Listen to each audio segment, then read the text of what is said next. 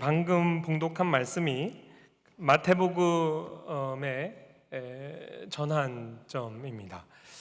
첫 화면을 열어주시겠어요? 오늘 봉독한 말씀 바로 다음에 이렇게 말씀이 시작됩니다. 이때로부터 베드로의 신앙 고백이 기록됐죠. 이때로부터 예수 그리스도께서 자기가 예루살렘에 올라가 장로들과 대제사장들과 서기관들에게 많은 고난을 받고 죽임을 당하고 제3일에 살아나야 할 것을 제자들에게 비로소 나타내셨다. 오늘 이후로 이제 마태복음의 포커스는 본격적으로 예수 그리스도의 십자가 부활로 이제 맞춰지게 됩니다. 그러니까 오늘 마태복음 전체 28장 가운데 26장 베드로의 고백을 전후하여 이 논조가 이제 바뀌게 되죠.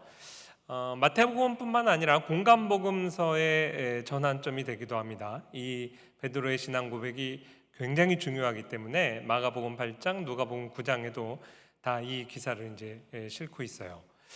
예수 그리스도가 누군가를 아는 것이 핵심적이죠. 예수 그리스도께서 너희는 나를 누구라 하느냐, 이 질문의 중요성은 곧 우리의 영생과 직결됩니다. 요한복음 17장 3절 말씀에 보면 영생은 곧 유일하신 하나님과 그가 보내신 자 예수 그리스도를 아는 것이니이다. 그러므로 오늘 본문의 내용이 비단 공간복음서 안에서 복음서 안에서 중요한 위치를 차지한다, 또 베드로 인생의 중요한 위치를 차지한다, 여기에 그치지 않고 저와 여러분이 영생을 얻느냐 마느냐의 문제를 생각할 때 주님께서 우리에게도 똑같은 질문을 하시고 베드로에게 요구하셨던 똑같은 신앙 고백을 우리 입에서도 요구하신다는 걸 생각해야 됩니다. 그러므로 우리에게도 정말 우리 인생의 터닝 포인트가 되고 분기점이 될 만한 핵심적인 내용이라는 거죠. 근데 사실 예수님을 가리켜서 당신은 정말로 하나님의 아들이십니다라는 고백은 이전에도 있었어요. 지난번 설교 말씀 통해서 우리가 배운 내용인데, 예수님께서 오병이어 표적을 행하시고 무리를 걷고 풍랑이 있는 갈릴리 바다를 잠잠케 하셨을 때 제자들이, 비록 베드로뿐만 아니라 배에 있는 예수님의 제자들이 예수님께 절하며 이르되 진실로 당신은 하나님의 아들이십니다라고 고백을 했어요.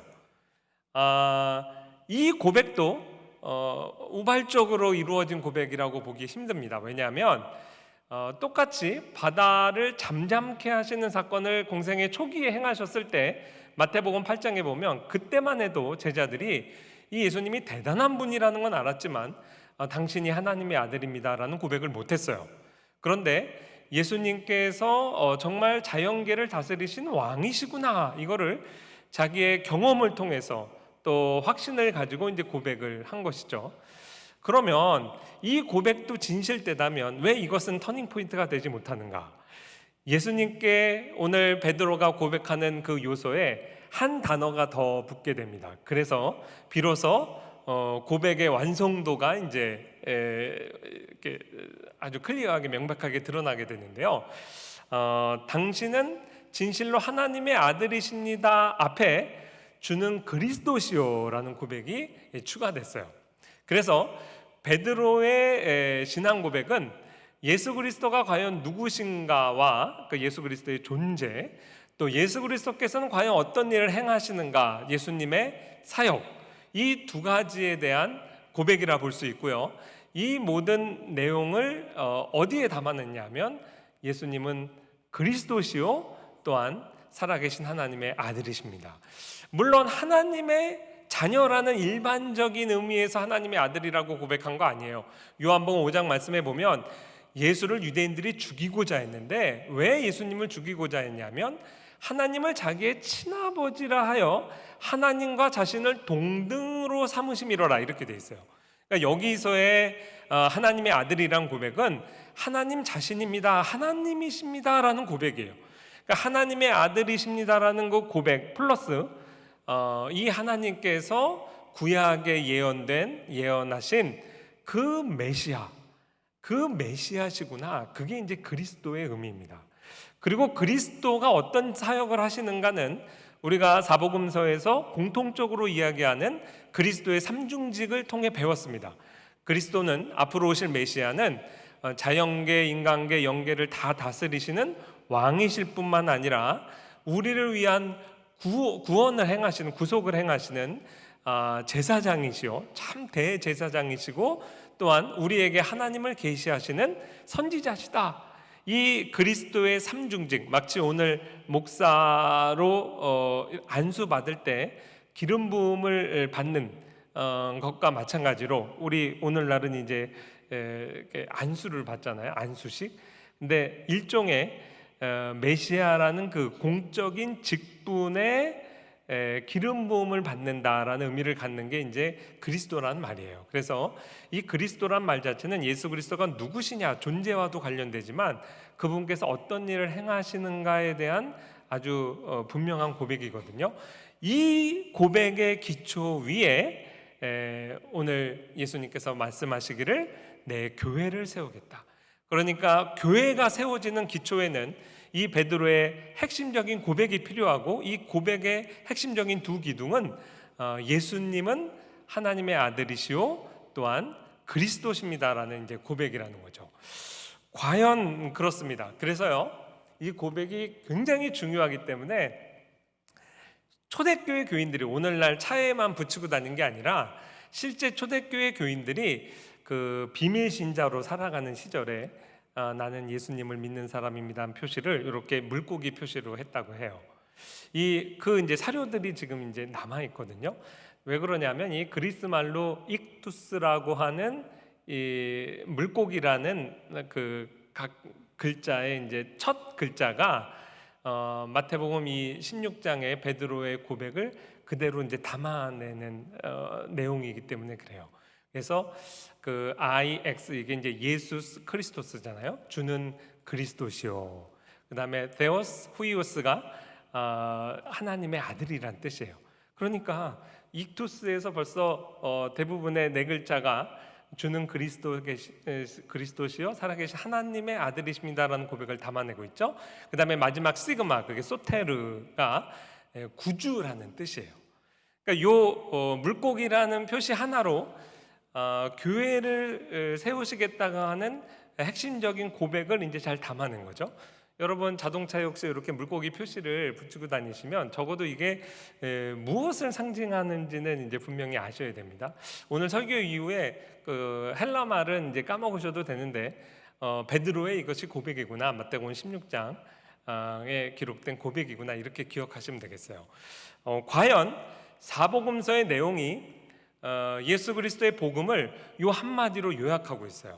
마태복음의 핵심 전환점이 주는 그리스도시요 살아계신 하나님의 아들이십니다라는 고백이라고 그랬죠. 마가복음의 시작이 어떻게 됩니까? 하나님의 아들 예수 그리스도, 이게 복음이에요. 예수님이 그리스도시요 하나님의 아들. 그 다음에 아까 물고기에서 마지막 시그마가 소테르, 구주라고 그랬죠. 이 말은 어디에 나와 있냐면 누가복음의 시작입니다. 너희를 위하여 구주가 나셨으니, 소테르예요.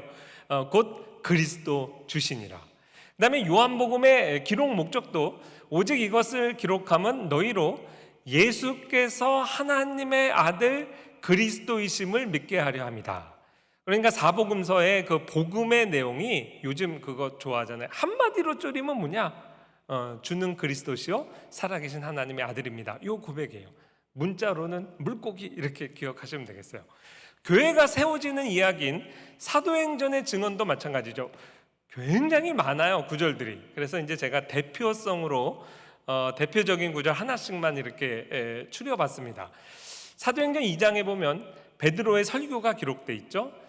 초대교회가 신약의 초대교회가 이제 탄생하는 그날 선포된 말씀이죠. 그 베드로의 증언의 핵심이 이 예수를 하나님이 주와 그리스도가 되게 하셨다. 예수께서 곧 그리스도다, 이 말이에요. 그 다음에 5장에 보면 사도들의 증언, 여기서는 이제 마띠아까지 포함해서 12사도 전체를 얘기하는 겁니다. 그들이 예수는 그리스도라고 가르치고 전도하기를 그치지 아니하니라. 그러니까 초대교회의 전도 사역의 핵심이 예수님이 바로 그 메시아다, 그리스도라는 선포였어요. 또한 바울의 증언, 사도 바울이 전 세계를 돌아다니면서 이제 이방인에게 복음을 전합니다. 복음의 엑기스가 뭐냐? 이 예수가 하나님의 아들이시고 이 예수가 그리스도다. 베드로의 고백과 똑같죠? 그 다음에 성경 말씀을 잘 풀어서 가르친 초대교회의 스승으로 유명한 아볼로가 이 성경에 이렇게 기록되어 있습니다. 이는 성경으로 예수는 그리스도라 증언한다. 이후에 기록된 바울 서신, 바울의 전도를 받고 이제 예수님을 믿게 되고 이제 교회가 세워지죠. 근데 교회가 어느 기초 위에 세워지느냐? 고린도후서 말씀에 보면 너희 가운데 전파된 하나님의 아들 예수 그리스도. 이 베드로의 신앙 고백으로 말미암아 정말 명시적으로 표현된 교회의 기초. 예수님께서 이 고백 위에 내 교회를 세우시겠다고 선언하신 것은 이미 복음서와 사도행전 안에서 입증이 됐어요. 초대교회가 어떻게 세워지느냐? 이 신앙 고백 위에 세워진 겁니다. 이것이 우리에게 주는 적시성은 굉장히 파워풀해요. 왜 그러냐면 나는 전도할 줄 몰라. 나는 뭐라고 얘기할 줄 모르겠어. 오늘 이 메시지를 전하면 이게 전도 폭발에서도 핵심이 돼요. 전도 폭발을 제대로 복음 제시하려면 2시간 잡고 뭐 커피도 마시고 해야 되잖아요. 시간이 10초밖에 안 남았어. 그러면 예수님이 하나님의 아들이시고 그리스도입니다. 우리의 구주세요. 이렇게 얘기하면 돼요. 마지막 죽어가는 그런 일이 뭐 여러분 평생에 없으시겠지만 마지막 5초 남았어. 그러면 예수 그리스도 그러면 돼요. 왜 예수 그리스도가 붙었는지 아시겠어요? 그게 사도행전의 역사에 예수님이 그리스도십니다의 약자예요. 그러니까 예수 그리스도. 그러니까 예수 그리스도가 곧 복음의 엑기스라니까요. 그걸 선언하고 그 다음에 설명하는 거죠. 그리스도한 이름이 무슨 뜻이냐. 그러면 거기로부터 출발해서 복음의 핵심적인 내용을 이렇게 다 담아낼 수 있어요. 그러니까 전도 쉽죠. 예수 그리스도. 그런데요, 조금 더 예수님은 그리스도시고 살아계신 하나님의 아들이시고 우리를 구원하신 구주십니다. 이게 복음의 엑기스고 이 위에 교회가 이제 세워진 겁니다. 여기서 우리가 지금 교회가 이렇게 가경교회가 초대교회 오순절 성령 강림 이후에 한 2000년 됐잖아요.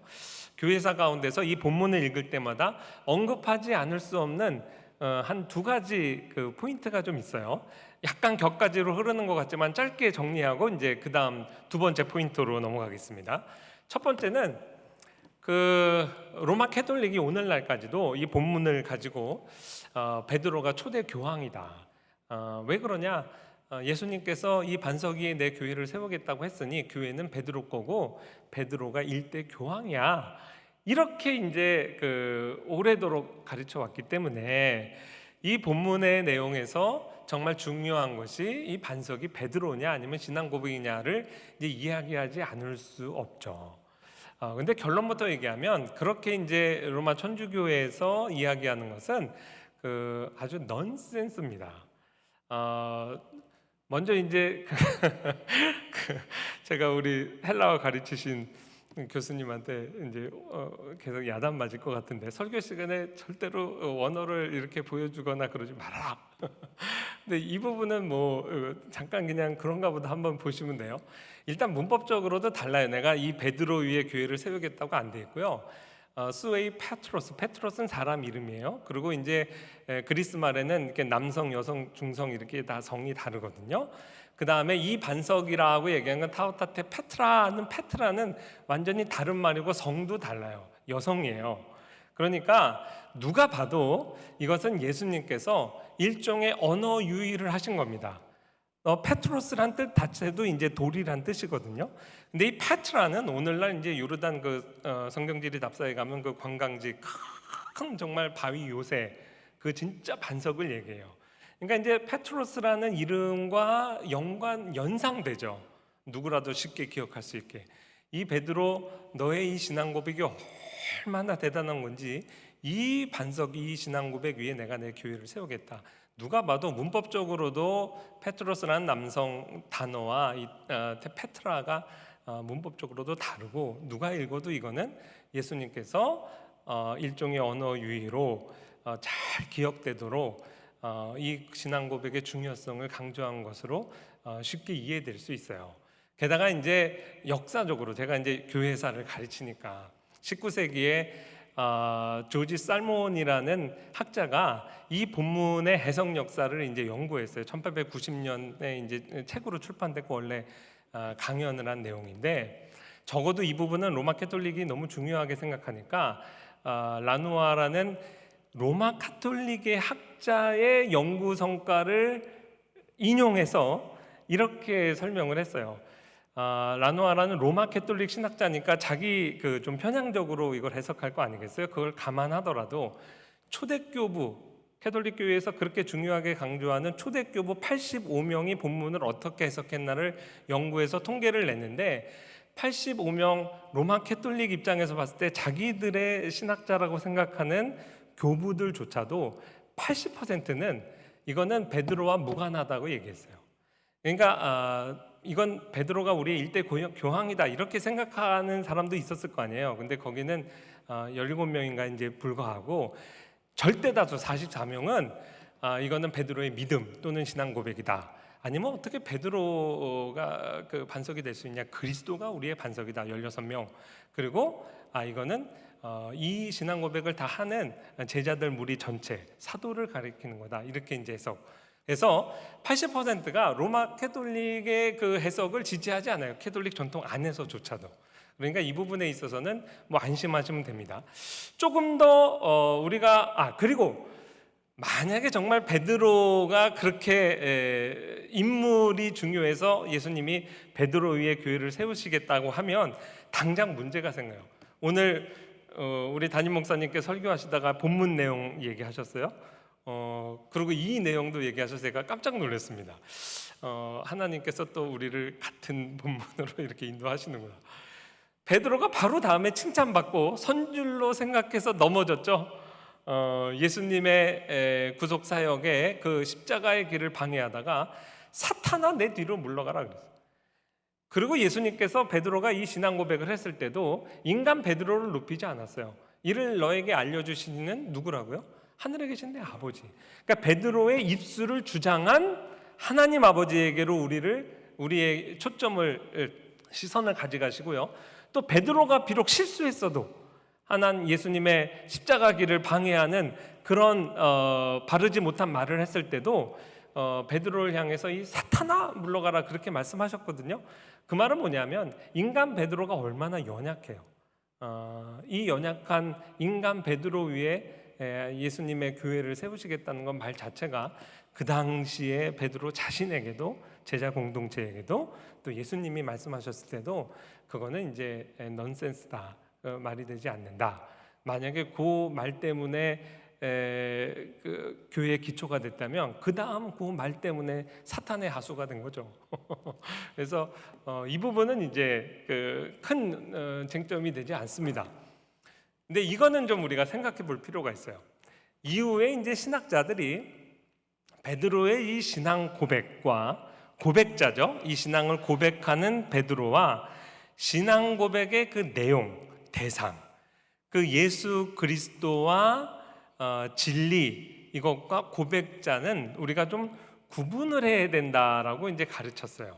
근데 신학자들이 그렇게 그것을 강조한 데는 분명한 이유가 있어요. 왜 그러냐면 내 신앙 고백이 진실하다고 해서 내 신앙 고백 그 내용 자체와 신앙 고백을 하는 나 안상혁을 동일시할 수는 없다는 의미예요. 좀 쉬운 말로 설명하면 이 66권 하나님의 말씀은 진리입니다. 제가 이렇게 고백할 때 그것은 참이에요. 그리고 저는 이렇게 고백할 때 거짓이 없어요. 진짜 마음에 그렇게 믿어요. 그러나 그렇다고 해서 인간 지금 안상혁이 이 66권의 계시 말씀을 다 압니까? 고백하는 고백자보다 신자보다 크신 예수님, 신자가 고백하는 진리, 그 진실성보다 진리 자체, 성경 말씀은 더 큽니다.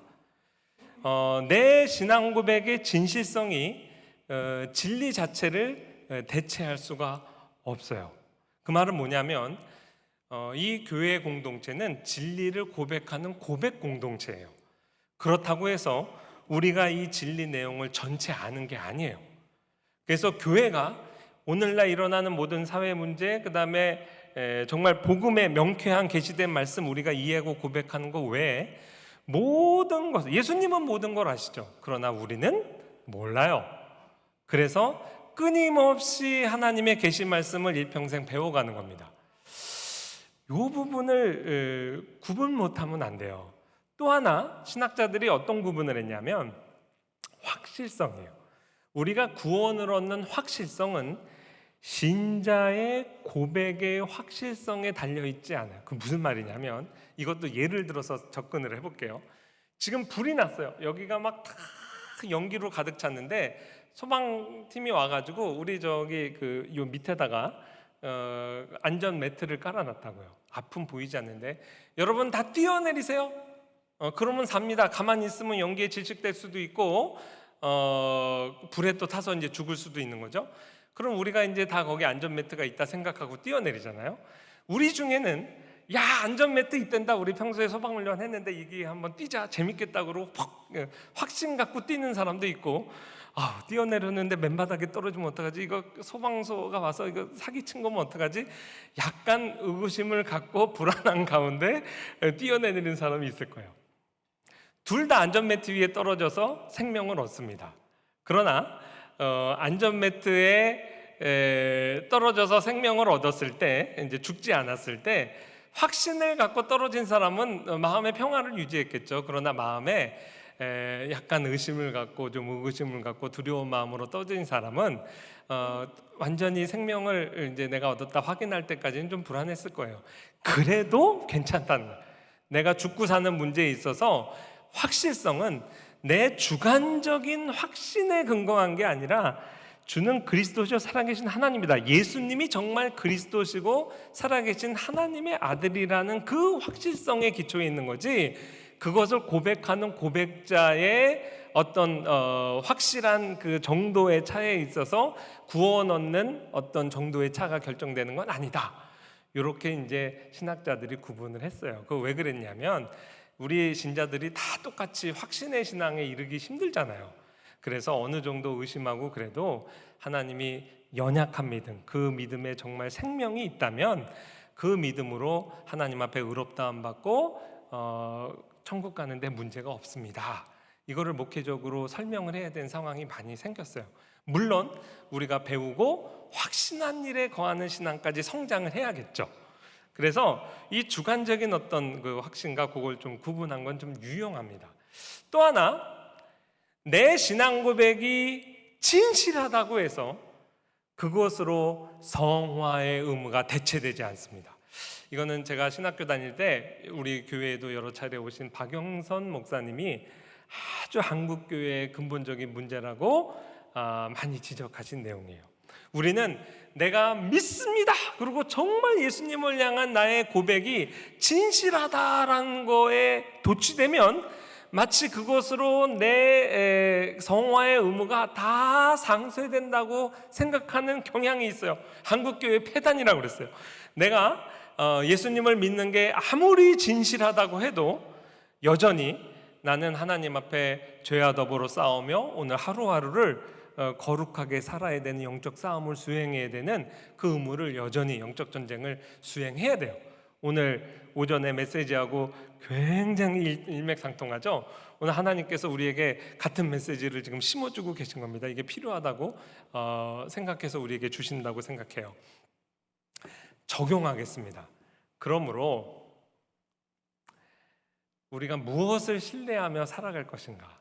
여러분이 성경을 읽으면서 정말 좋아하는 인물들이죠. 아브라함, 이삭, 야곱, 모세, 다윗. 또 플러스 히브리서 11장에 보면 믿음의 영웅들이죠. 노아, 사라, 라합, 기드온, 바락, 삼손, 입다. 그리고 신약 성경의 대표적인 베드로, 바울. 이 인물들이 오늘날 서구 사람들 상당수 이제 이름에 이제 기초가 됩니다. 이런 믿음의 용장들이 우리 교회 담임 목사다. 여러분 어떻게 생각하세요? 그럼 그 교회는 아무 문제가 없을까요? 여러분 이 인물들 있잖아요. 그 어느 누구도 스캔들에 휘말리지 않았던 인물이 없어요. 그거 아시죠? 오후 예배에 참석하신 분들은 다 아실 거예요. 누구 하면 무슨 문제, 누구 하면 무슨 문제. 과거의 문제도 있었고 회심한 이후에도 사고를 쳤어요. 여러분, 베드로 때문에 예수 믿게 되는 사람이 많을 겁니다. 그러나 베드로가 예수님을 배신하는 모습을 보며 나는 저 담임 목사님 교회 나갈 수가 없어. 정말 그렇죠. 우리 담임 목사님이 배도했는데 예수님을 저주까지 했는데 그게 마음의 시험거리가 안 될까요? 이게 성경에만 나오는 문제가 아니에요. 지금 당장 우리에게 적용해야 돼요. 여러분 지금까지 살아오시면서 여러분이 마음속에 참 의지하고 싶은 목회자, 존경하는 인물, 정말 사랑하는 신앙의 선배, 남편이 될 수 있고 아내도 될 수 있고 또 오히려 자녀가 될 수도 있고 목사님, 또 교수님, 선생님, 주일학교 선생님, 장로님, 권사님 떠올려 보세요. 그 누구라도 떠올려 보세요. 그리고 저 괄호를 채우세요. 여러분 그 사람을 믿지 말고 오직 예수님을 믿어. 늘 우리가 신앙생활하면서 듣는 얘기인데 늘 실패하는 것입니다. 우리가 사람을 의지할 때 반드시 실족하게 돼 있어요. 거의 법칙입니다. 그러면 이 사람들이 우리에게 무용하냐? 절대 그렇지 않죠. 이 사람들이 서로 그 사람이 나의 멘토가 되고 나의 스승이고 나의 담임 목사고 나의 구역장이고 장로님이라 할지라도 그분이 실패했을 때 그분이 의뢰하는 예수님을 우리가 같이 의뢰하는 거예요. 또 그분이 인간적인 많은 약점들 때문에 실족했을 때 그럼에도 그 사람을 고쳐 사용하시는 하나님의 은혜를 찬양하는 거예요. 그래서 여전히 그는 내 신앙의 선배요 멘토요 스승이 될 수 있어요. 그러나 우리 마음에 신뢰의 대상이 되는 거 아닙니다. 신뢰의 대상이 아니라고 해서 우리가 종교할 필요가 없다 그런 거 아니에요. 사랑할 수 있어요. 신뢰하진 않지만, 신뢰할 수 없는 연약한 인간이지만 우리가 베드로를 신뢰하는 것, 그를 신뢰해서 천국 가는 거 아니죠. 그럼에도 베드로를 좋아하고 존경하고 사랑할 수 있는 거예요. 그래서 그 부분을 분명히 교통정리를 할 것이 이제 필요합니다. 이제 두 번째 포인트에 오늘은 이제 두 대지 설교입니다. 두 번째 포인트는 뭐냐면 그럼에도 우리는 신앙 고백을 하는 거지 우리 자체가 신앙 고백의 대상이 되는 진리도 아니고 예수님도 아니고 나도 아니고 당신도 아니고 우리는 고백자들의 공동체다. 진리를 고백하지만 진리를 다 아는 것도 아니다. 다 설명할 수 있는 능력이 있는 것도 아니다. 이런 한계를 우리가 분명히 가지고 있지만 그럼에도 신앙 고백은 너무 중요한 거예요. 아주 중요한 거예요. 그래서 이 공적인 고백이 없이는 이 가경교회가 세워지지 않습니다. 당장에 예배를 못 드려요. 왜냐하면 우리가 공예배를 드린다는 건 다 모여서 오늘도 우리의 신앙을 고백함으로 시작했죠. 사도신경으로 우리가 믿는 바를 고백했어요. 만약에 공적인 신앙의 고백이 없다면 공적인 예배가 불가능합니다. 또한 성례가 불가능해요.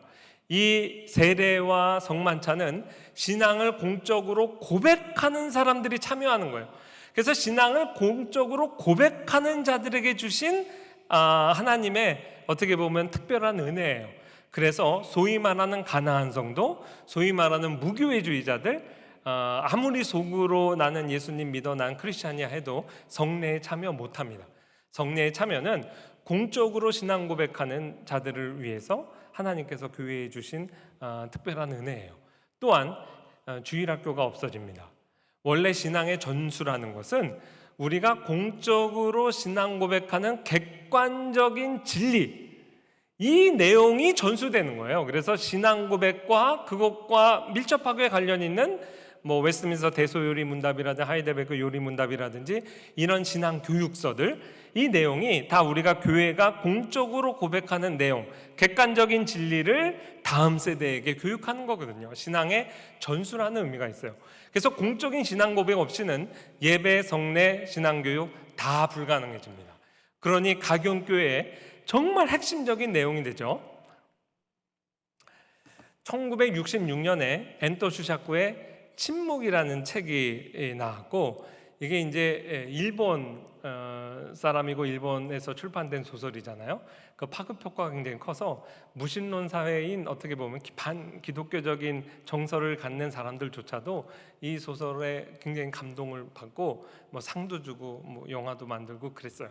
그래서 이제 2016년에 엔토 슈자코의 침묵의 50주년 기념으로 또 책이 새로 출판되고 그다음에 영화도 만들어졌어요. 사일런스라고. 책 제목은 이제 침묵이죠. 사실 역사적인 좀 개연성을 갖는 이제 소설이에요. 포르투갈의 로마 캐톨릭 그 페레이라고 이제 우리 교단 안에서는 예를 들어 정한 박민선 목사님처럼 존경받는 사람이 포르투갈 신부가 일본에 들어간 거예요. 선교 활동하러. 근데 들려오는 소식이 그 사람이 배교했다. 그게 믿을 수가 없는 거예요. 그래서 그의 제자 둘이 그 선생을 도대체 어떻게 된 일인가 이제 찾아 들어갔죠. 결국 후드리고라는 한 사람의 이제 신부가 남아서 모든 사안 이제 알게 되죠. 그리고 그 스승처럼 자기도 배교합니다. 배교에 관한 이야기예요. 근데 왜 배교를 했느냐면 일본 사람들이 그 처음 크리스찬을 얼마나 박해를 하고 심하게 했는지 그냥 거꾸로 매달아 놓고 피 한 방울씩 이렇게 뚝뚝 떨어지면서 네가 배교 안 하면 네가 그렇게 사랑하는 일본 그 교인들이 이렇게 처참하게 죽어간다. 그러니까 이제 너무 고민한 거예요. 그래서 자기 전도에서 이제 회심한 일본 신자들을 위해서 그들을 살리기 위해서 이 신부가 이제 배교를 하는 거죠. 그럴 때 이제 하나님은 침묵하고 계세요. 그러니 이제 마음이 막 미어지죠. 저는 이게 초등학교 때 벌써 소설을 읽었어요. 소설을 읽는데도 눈물이 났고 영화 볼 때도 눈물이 나고 이게 눈물 많이 납니다. 여러분도 아마 다 무슨 말인지 아실 거야. 혹시 영화 안 보신 분은 뭐 소설도 안 읽으신 분은 영화라도 한번 보세요. 넷플릭스에 아마 있을 거예요. 그리고 이제 상도 그래서 많이 받았잖아요. 그때 이제 배교할 때 이런 이제 내면의 음성을 들어요. 밟아라, 밟아라. 이게 예수님이 주시는 이제 음성이에요. 그 일본 사람들이 배교할 때 예수님의 그때는 또 로마 천주교회니까 성화상 같은 거 이렇게 놓고 그걸 이렇게 발로 밟는 거죠. 우리나라도 옛날 공산당이 뭐 이렇게 예수님 십자가 뭐 밟고 가라 이런 거 요구했다고 그러잖아요. 근데 그거를 밟지 못해서 막 벌벌 떨고 있을 때 밟아라, 밟아라. 내 발의 아픔을 내가 제일 잘 알고 있다. 나는 너희에게 밟히기 위해 이 세상에 태어났고 십자가를 졌다. 그러나 밟아라. 그러니 되게 역설이죠. 예수님을 배반하는데 배교의 동인이 십자가의 사랑이야. 그 극작가의 이제 상상 아니겠어요? 약한 것이 배교입니다. 강한 것보다 순교예요. 배교가 순교보다 괴롭지 않았다고 누가 말할 수 있겠는가? 그 이제 주인공이 그 다음에 배교를 하고 살죠. 근데 이제 주기적으로 검열도 받아요. 일평생 예수 안 믿는다고 해요. 근데 마지막에 그 신부가 죽을 때 아내가 이렇게 십자가를 손에 쥐어줘요.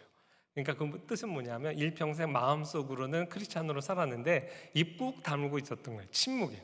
이 침묵 자체가 이중적 의미를 가져요. 이런 교회가 고난을 당하고 순교의 어려움을 당할 때 하나님은 왜 침묵하시는가 그런 뜻도 됐지만 하나님이 침묵하니까 꼭 그것이 교회의 침묵으로 교회의 침묵이 오늘날 일본 교회의 침묵으로 결과지어졌다.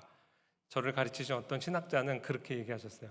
침묵이 아니라 이때 순교를 각오하고라도 끝까지 신앙을 고백했더라면 오늘날 일본이 좀 달라지지 않았을까 이런 얘기를 하는데 정말 맞다고 생각해요. 왜냐하면 적어도 교회의 본질을 설명하는 데 있어서는 이 소설 비록 우리에게 많은 눈물을 자아냈지만 핵심을 놓치고 있습니다. 교회는 고백 공동체이기 때문에 그래요. 일본의 그 순교사와 못지않게 켈빈이 종교개혁을 일으켰을 때 프랑스에서 로마 캐톨릭이 얼마나 개신교를 박해했는지 몰라요. 얼마나 많은 사람들이 학살을 당했는지 모릅니다. 그때 프랑스에 우리가 공부했던 니고데모파라는 비밀 신자 단체가 생겼어요. 그래서 이분들은요 박해가 무서우니까 로마 캐톨릭 미사에 참여해요. 그러나 속으로는 개신교 신앙을 받아들여요. 이렇게밖에 우리 생활할 수가 없다. 그래서 이들을 니고데모파, 밤에 예수님을 몰래 찾아왔던 니고데모에서부터 이름을 따서 니고데모파 혹은 비밀 신자 이렇게 이야기합니다. 근데 켈빈이요 엄하게 다스렸어요. 비밀 신자로 사는 것은 안 된다. 어떤 일이 있어도 너의 신앙을 겉으로 고백해라. 그래서 순교당하는 게 어렵고 박해받는 게 힘들면 나처럼 도망 다녀라, 망명을 해라. 그러나 신앙은 반드시 외적으로 고백해야 교회가 세워진다. 그게 켈빈의 일관된 입장이었고요. 2018년에 저희 학교에서 프랑스 장깔뱅 신학교의 조직신학 교수님 쇼니 교수님을 모시고 이 위그노의 신앙 세미나를 한 적이 있는데, 그때 주제가 왜 비밀시자로 충분하지 않은가라는 주제였어요. 이 문제를 다뤘어요. 그리고 지금도 이제 막 그 웨스트민스터 표준문서를 저희 신학교에서 이제 저도 신학연구위원회 위원으로서 그거를 다시 다 5년에 걸쳐서 번역을 마쳤거든요. 근데 이제 웨스트민스터 신앙고백서를 번역하고 우리가 몇 년 전에 우리 학교에서 공청회를 했어요. 그때 이제 우리가 잘 번역한 건지 고신의 이성호 교수님을 모시고 그때 이제 그 커멘트를 들었는데, 그때 이성호 교수님이 오셔서 이렇게 발표하신 글에 이런 부분이 있어요. 교회는 성령께서 말씀을 통하여 심령에 일으키신 믿음을 마음속에서 고이 간직만 하지 말고 그것을 분명하게, 담대하게, 그리고 용감하게 밖으로 고백하면서 자신의 정체성을 많은 사람에게 드러냈습니다. 엄밀하게 말하면 위대한 신앙의 선배들은 마음의 신앙 때문에 순교당한 것이 아니라 입술의 고백 때문에 순교를 맞이했습니다. 그래서 고백이 너무 중요한 거예요. 정말 중요한 거예요. 고린도 성에 갔을 때 하나님께서 바울에게 나타나셨어요. 그리고 뭐라고 말씀하셨냐면, 밤에 주께서 환상 가운데 바울에게 말씀하시되 두려워하지 말며 침묵하지 말고 말하라. 내가 너와 함께 있으며 어떤 사람도 너를 대적하여 해롭게 할 자가 없을 것이니 이는 이 성중에 내 백성이 많음이라. 자, 예수님께서, 부활하신 주님께서 바울에게도, 베드로에게서 저처럼 침묵하지 말고 고백할 것을 요구하셨어요. 우리에게도 요구하시는 거예요.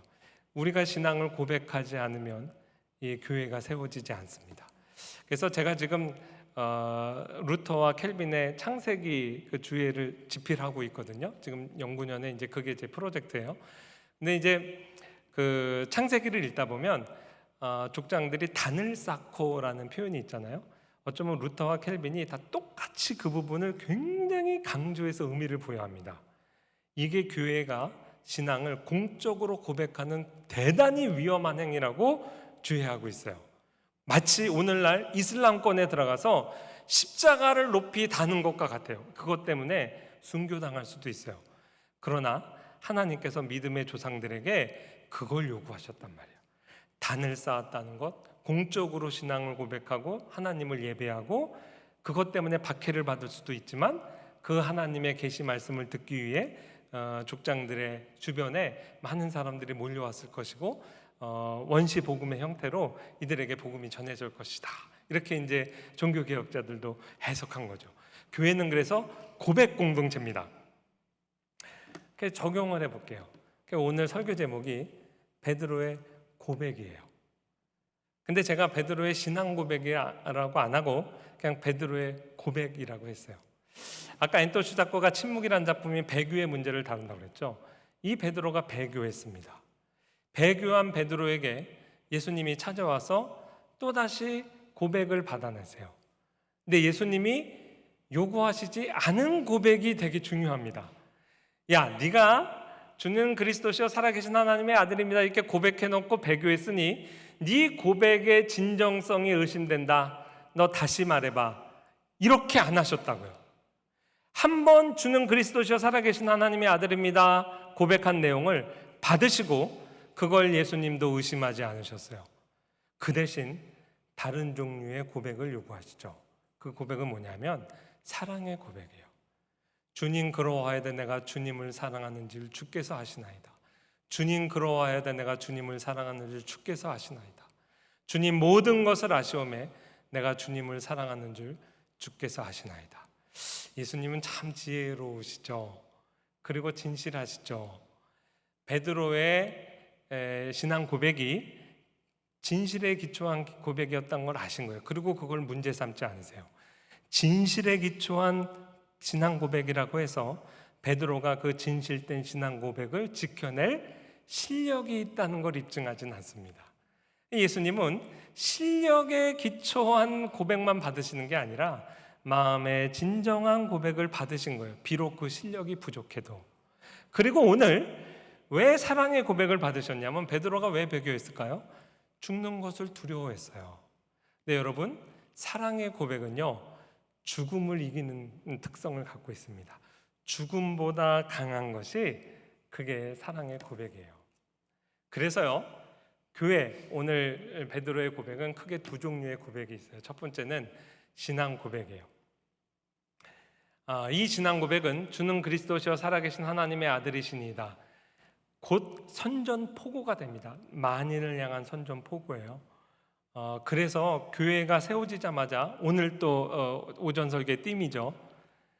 교회는 전투하는 교회라고 그랬어요. 왜 그러냐면 주는 그리스도시여 살아계신 하나님의 아들입니다. 이 살아계신 하나님의 아들이란 말은 예수님을 창조주로 고백하는 거예요. 골로새서 1장 말씀, 만물이 다 그에게서 창조됐다는 거예요. 우리가 창조신앙을 고백하는 즉시 이 세계의 자연주의, 범신론, 진화론, 우연론과 더불어 전쟁을 선포하는 겁니다. 게다가 주는 그리스도시여 살아계신 하나님의 아들입니다. 그리스도 우리의 구주라고 고백하는 즉시 구원이 필요 없다고 하는 자연주의, 자력 구원론을 얘기하는 율법주의, 그 다음에 자유주의적인 계몽주의와 더불어 전쟁을 선포하는 거예요. 이 성육하신 예수님을 하나님으로 고백하는 순간 그건 삼위일체 교리를 고백하는 거거든요. 이 세상에 상당수를 차지하는 이슬람교와 유대교와 자유주의 세계관과 종교와 더불어 전쟁을 선포하는 거예요. 그러니 교회는 이 신앙 고백 때문에 싸울 수밖에 없어요. 교회에 주신 첫 번째 무기입니다. 두 번째 무기는 이 세상 음부의 권세의 최대 무기는 죽음이에요. 근데 죽음보다 강한 것이 사랑이에요. 예수 그리스도를 사랑하면 그리스도를 향한 사랑 때문에, 주님의 몸된 교회를 향한 사랑 때문에 한 번은 실수했죠. 그러나 능히 죽음의 위협을 이겨내고 순교의 자리로까지 정말 베드로를 하나님께서 성장시키셨습니다. 다시 말하지만 이 고백도 실력에 기초한 고백이라기보다는 마음의 진실성에 기초한 고백이에요. 그리고 그 다음에 그 고백에 걸맞는 믿음의 용장들로, 사랑의 신자들로 우리를 성숙시켜 나가시는 거죠. 지금 당장에 우리의 실력에 기초한 고백만 받으신다면 우리는 대부분의 찬양을 못 한다니까요. 주님 한 분만으로 나는 만족해. 정말 만족하냐고 그래. 내가 다 뺏어볼까? 그렇다고 내가 그 찬양을 드릴 때 그 찬양을 내가 다 테스트하기 전까지 안 받겠다 유보시키지 않고 받으세요. 그리 아니하실지라도 그 찬양도 받으신다고요. 그리고 나 하나님 주님을 사랑하는 사랑이 진실됩니다. 주님이 나의 구세주요 그리스도요 하나님의 아들이신 것을 믿습니다. 이 고백이 진실되다면 우리를 그것에 걸맞는 인물로 빚어 가시는 거죠. 그러니까 여러분 지금 당장 다 하실 수 있는 고백이에요. 사랑의 행위에서 제일 기초적이고 출발이 되는 건 고백부터입니다. 사랑을 고백하는 행위 자체가 사랑의 큰 행위예요. 주님을 향해서 주를 향한 나의 사랑을 주께 고백하게 하소서. 주님께 사랑을 고백하시고 또 주님께 대한 신앙을 고백하시는 또 한 주 되시길 주님의 이름으로 축원합니다. 하나님 아버지 감사합니다. 그렇습니다. 우리를 고백 공동체로 이렇게 불러주신 것 감사합니다. 주님을 향해 또한 세상을 향해 우리의 신앙을 담대히 고백하는 저희들 되게 하시고, 무엇보다 실력은 부족하지만 우리의 마음의 중심을 먼저 받으시는 주님 앞에 우리의 사랑을 진실되이 고백하는 우리가 되게 하옵소서. 그리하여 우리의 고백에 걸맞는 믿음의 용장들로 또 사랑의 신자들로 주님의 제자답게 저희를 하루하루 빚어가 주시고 성장하는 모습을 통해 주님의 큰 기쁨이 되고 영광이 되는 우리 화평교회 공동체 되게 하옵소서. 예수님의 이름으로 기도합니다.